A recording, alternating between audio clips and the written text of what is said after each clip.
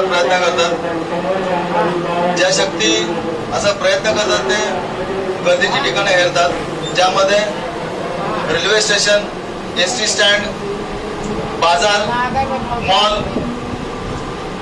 जिथे traffic junction असतात अशी ठिकाणं घेतात आणि तिथे काही वस्तू ठेवतात। त्या वस्तू कुठल्याही परिस्थितीत कुठल्याही स्वरूपात असतात।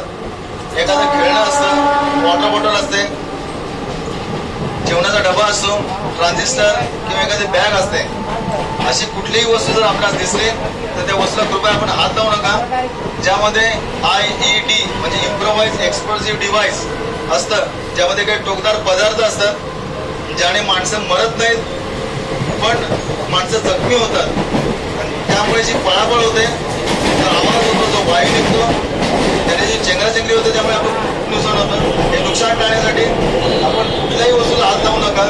जर अशी वस्तू दिसली तर आपण तिकडे रेल्वे कर्मचारी किंवा लोहमार्ग पोलीस, त्यांचे अधिकारी, त्यांचे कर्मचारी, रेल्वे प्रोटेक्शन फोर्स, त्यांचे अधिकारी, त्यांचे कर्मचारी यांना संपर्क साधा, नाहीतर आपण 100 नंबर, 182 नंबर, 1512 यांच्याशी संपर्क साधा, ज्यामुळे त्वरित तिकडे मदत मिळेल।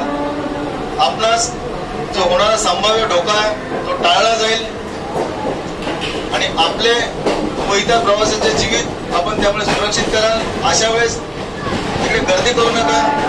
जे लोक ते बघायला जात असतात त्यांना तिकडे जाण्यापासून परावृत्त करा। त्यावेळेस ज्या अफवा पसरतील त्या अफवांना आपण टाळा, अफवा आपण स्वतः पसरवू नका। त्यावेळेस शूटिंग करू नका, आपण शूटिंग करून दुसरीकडे पाठवू नका। असं करण्याने सुद्धा आपण स्वतः एखादी देशसेवा कराल जी सैनिकांपेक्षा पण मोठी असेल। सैनिक तर देशावरती आपले बॉर्डरवरती आपलं रक्षण करतात, देशामध्ये